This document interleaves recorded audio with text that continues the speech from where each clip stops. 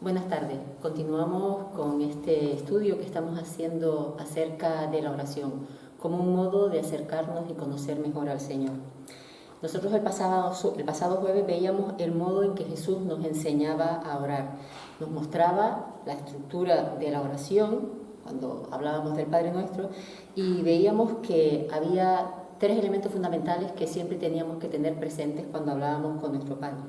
En primer lugar, adorar a Dios reconociendo quién es Él, su majestad, su perfección, su santidad, y deseando que se realicen sus propósitos para toda su creación. En segundo lugar, la necesidad de que nuestra oración exprese nuestra dependencia de Dios, poniendo en sus manos todas nuestras necesidades y las de otras personas también, poniendo todas nuestras vidas en sus manos. Por último, la importancia de pedirle perdón, siendo conscientes de nuestra insuficiencia para santificarnos por nosotros mismos. Necesitamos acudir a Él, pedirle llenura de su Santo Espíritu, guía y dirección para nuestra vida. Y necesitamos también arrepentimiento cuando tropezamos, caemos y le desobedecemos. Y al mismo tiempo, en el Padre Nuestro, Jesús nos recordaba la importancia de perdonar a nuestros enemigos, de aquellos que nos ofenden, perdonarles esas ofensas, no llegar ante la presencia de Dios sin ese perdón.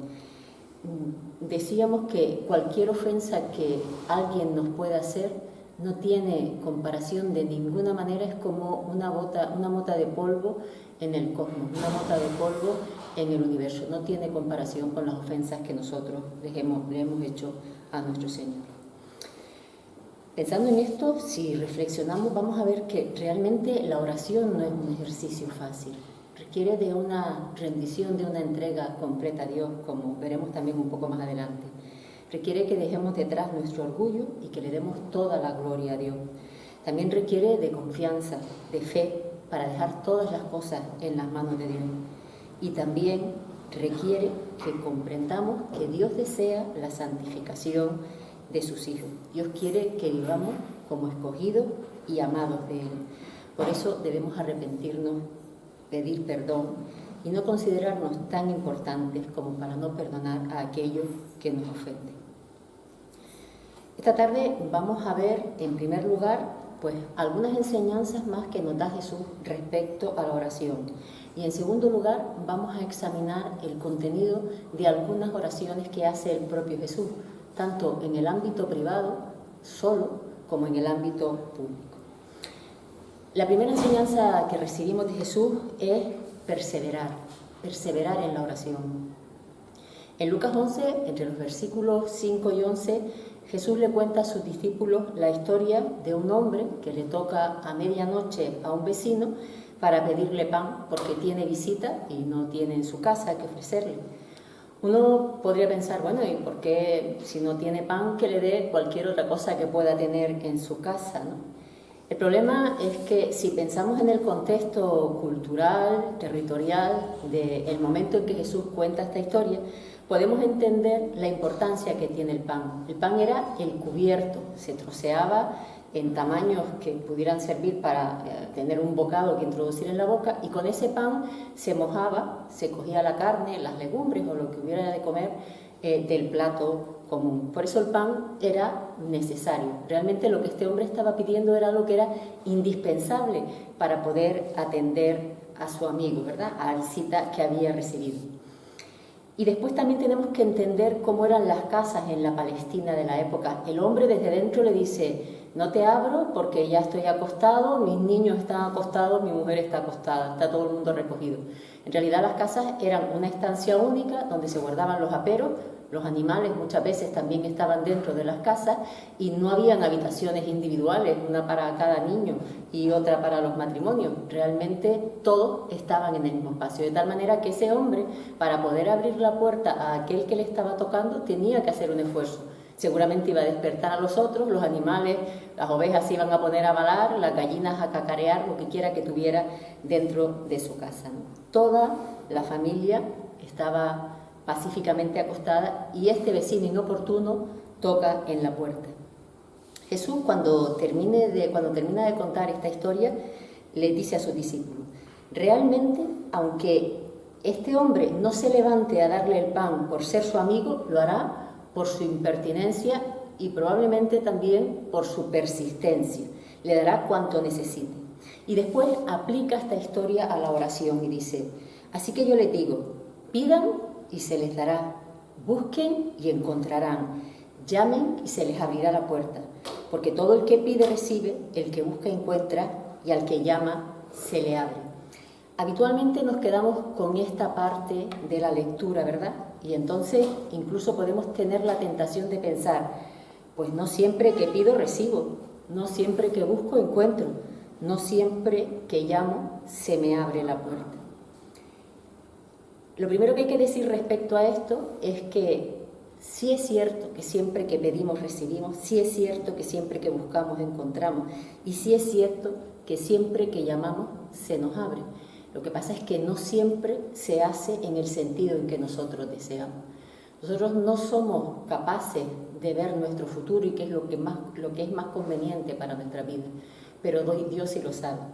Pero de todas formas, lo que está diciendo Jesús aquí es todavía más profundo, tiene un mayor alcance, porque este párrafo, esta historia, este relato que Jesús hace y las enseñanzas que Jesús aplica, terminan diciendo: pues si ustedes, aun siendo malos, saben dar cosas buenas a sus hijos, ¿cuánto más el Padre Celestial dará el Espíritu Santo a quienes se lo pidan? Quizás este versículo nos desconcierta, ¿no? ¿Por qué se habla de eso aquí? La realidad es que Jesús es cierto que nos exhorta a pedir, a buscar y a llamar con insistencia, pero nosotros no podemos olvidar el contexto en el que esta historia se cuenta y esta enseñanza se aplica. Al principio de este capítulo 11 de Lucas, lo que está haciendo Jesús es enseñar a sus discípulos a orar, el Padre Nuestro, como decíamos antes, ¿verdad? Y podemos decir Padre Nuestro porque hemos creído en el Hijo unigénito de Dios. La única manera de poder dirigirnos a Dios como nuestro Padre es haber puesto nuestra fe en Cristo. Y cuando hacemos eso, recibimos al Espíritu Santo. Ese es, digamos, el certificado de adopción que tenemos de parte de Dios. El Espíritu Santo viene a morar a nuestras vidas, nos dirige, nos guía, nos ayuda, nos ilumina y sabemos incluso que, aunque nosotros no sabemos orar, Él gime con gemidos indecibles, ¿verdad? Así que es por esta razón por la que Jesús termina diciendo que Dios dará el Espíritu a quienes se lo pidan. Es decir, lo primero que tenemos que hacer, si no lo hemos hecho todavía, es pedirle a Dios que haga morar su Espíritu Santo en nosotros. Y eso requiere que pongamos nuestra vida, nuestra fe, nuestra confianza en Cristo, que le reconozcamos como suficiente Salvador, como Señor de nuestra vida. Y así Dios no rechaza a nadie que le busca con un corazón sincero. Dios le dará el Espíritu Santo al que se lo pide, al que pide, al que busca, al que llama. Necesitamos primero entregar nuestra vida a Dios para que nuestras oraciones lleguen de manera clara ante Él. Ya decíamos al inicio de toda esta serie que la primera oración del cristiano es la oración de entrega. Eso es lo que nos está diciendo aquí Jesús, ¿verdad? En segundo lugar, esta idea de persistencia en la oración, acompañada también de otra enseñanza, vuelve a aparecer cuando Jesús cuenta la historia de la viuda y el juez injusto en Lucas 18, entre los versículos 1 y 8. Y dice ese texto: Jesús les contó a sus discípulos una parábola para mostrarles que debían orar siempre sin desanimarse. Les dijo: había en cierto pueblo un juez que no tenía temor de Dios ni consideración de nadie. En el mismo pueblo había una viuda que insistía en pedirle: hágame usted justicia contra mi adversario. Durante algún tiempo él se negó, pero por fin concluyó: aunque no temo a Dios ni tengo consideración de nadie, como esta viuda no deja de molestarme, voy a tener que hacerle justicia, no sea que con su visita me haga la vida imposible. Continuó el Señor: tengan en cuenta lo que dijo el juez injusto. ¿Acaso Dios no hará justicia a sus escogidos que claman a Él día y noche? ¿Se tardará mucho en responderle? Les digo que sí les hará justicia y sin demora. No obstante, cuando venga el Hijo del Hombre, ¿encontrará fe en la tierra? Nuevamente nos encontramos junto a la idea de persistir en la oración. Ese es el eje que conduce estas enseñanzas de Jesús. Pero no se trata solo de orar insistentemente, sino de hacerlo con fe, creyendo que Dios obrará. Santiago lo expresa perfectamente. Pero que pida con fe, sin dudar, porque quien duda es como las olas del mar, agitadas y llevadas de un lado a otro por el viento. Quien es así, no piense que va a recibir cosa alguna del Señor. Es indeciso e inconstante en todo lo que hace. Finalmente, Jesús nos exhorta a no tener más alto concepto de nosotros del que debemos tener.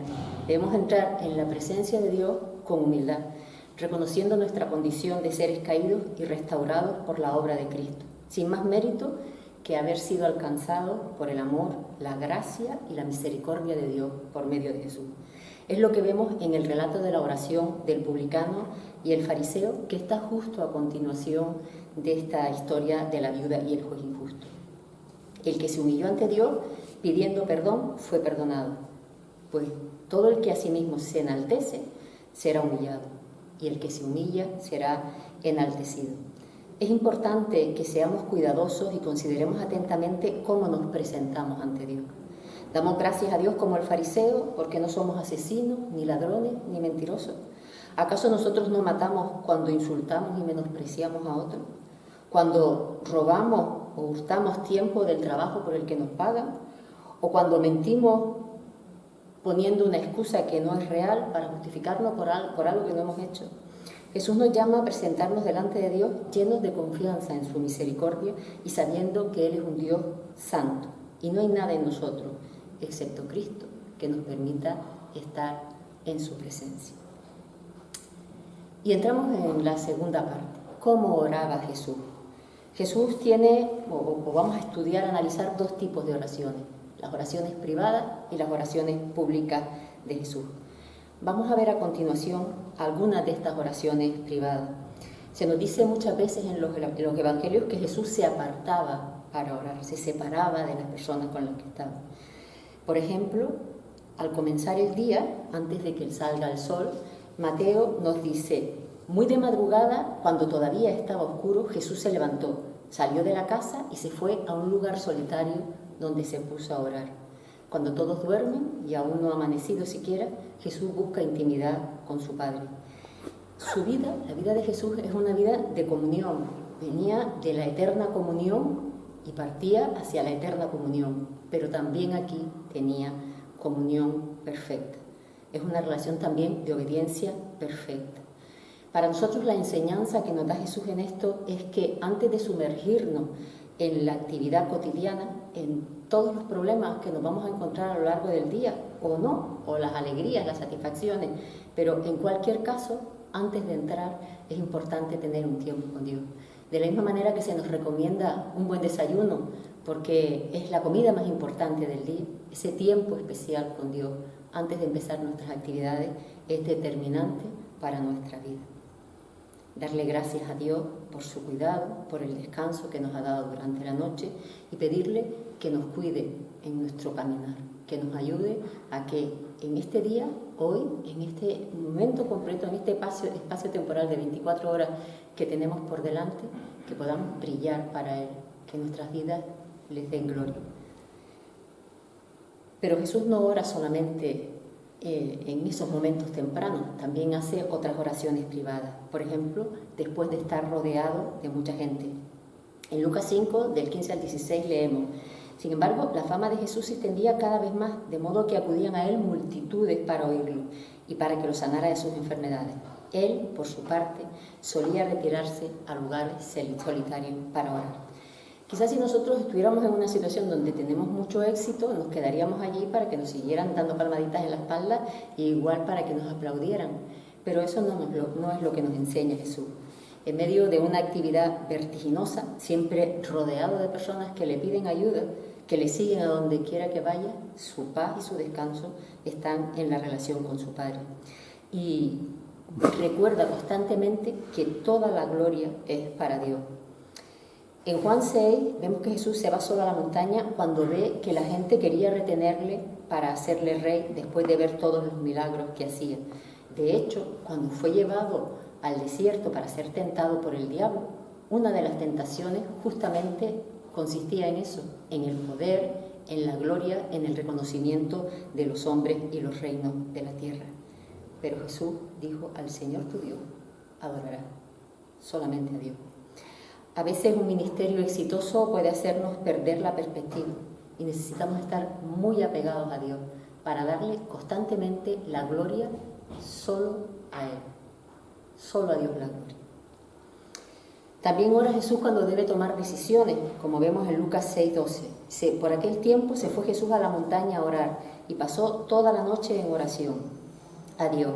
Al llegar la mañana llamó a sus discípulos y escogió a 12 de ellos, a los que nombró apóstoles.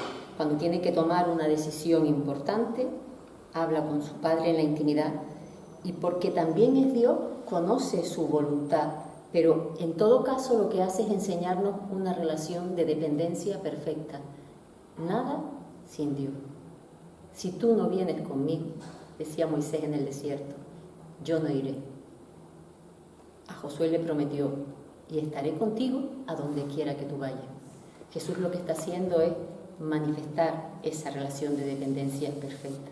Todas nuestras decisiones puestas en las manos de Dios. Igualmente, después de un duro día de trabajo, donde todo ha ido bien y ha podido ayudar a muchas personas, también han podido oír de su boca las buenas nuevas de salvación, Jesús ora, alimenta a 5.000 personas y lo que hace, despedida la multitud, nos dice Mateo 14:23, subió al monte a orar aparte, y cuando llegó la noche estaba allí solo. Un tiempo especial para darle gracias a Dios por todas las cosas que han acontecido, por todas las personas que han escuchado la palabra, por todas las personas a las que se ha podido sanar, por todas las personas a las que se ha podido servir, porque Él vino para servir y no para ser servido. Y de la misma manera, el sentido de nuestra vida es servir a los demás. Cuando podemos servir, también podemos apartarnos a un lugar retirado para decirle: gracias, Señor, porque siervo inútil soy. Lo que tenía que hacer, hice. Toda buena obra que está puesta delante de nosotros está puesta por Dios y Él nos permite andar en ella. Entonces recordemos también darle las gracias por el privilegio de servir a un Dios omnipotente, todopoderoso. Es un privilegio poder servir a Dios. Es su obra y no nuestra obra. También Jesús ora quizás para pedir discernimiento espiritual para sus discípulos. En Lucas 9 leemos: un día, cuando Jesús estaba orando para sí, estando allí sus discípulos les preguntó: ¿quién dice la gente que soy? A veces oramos a solas en medio de la multitud. Pueden haber muchas personas que nos rodeen, pero nosotros estamos orando concentrados en el Padre. Es interesante imaginarse la escena. Jesús separado de la multitud, en compañía de sus discípulos, pero también algo separado de ellos. Está orando para sí, probablemente en silencio, sin siquiera moverle los labios, ¿verdad? Y de repente se dirige a sus discípulos y les dice: ¿qué dice la multitud? ¿Quién soy yo? ¿Y qué dicen ustedes? Y la respuesta de Pedro fue contundente: el Cristo de Dios. Nosotros aquí no sabemos el contenido de la oración que estaba haciendo Jesús, pero quizás estaba pidiendo discernimiento para los discípulos. De hecho, Mateo arroja un poco de luz sobre este asunto. En el Evangelio de Mateo, a la confesión de Pedro, Jesús responde: bienaventurado eres, Simón, hijo de Jonás, porque no te lo reveló carne ni sangre, sino mi Padre que está en los cielos. También nosotros podemos orar para pedirle al Señor que toque las vidas de las personas con las que estamos interactuando, para que les dé entendimiento a ellos y a nosotros sabiduría para saber qué debemos decir, cómo debemos comportarnos en cada momento. Vamos a dejarlo por esta noche aquí y continuaremos estudiando algunas otras oraciones privadas de Jesús y también las oraciones públicas. Le damos gracias a Dios por esta oportunidad de aprender a dirigirnos a Él de la manera más adecuada, no por las palabras que usamos, sino por la disposición de ánimo, la consagración, la búsqueda sincera de estar en su presencia. Que el Señor les bendiga y les conceda una bonita semana. Buenas noches.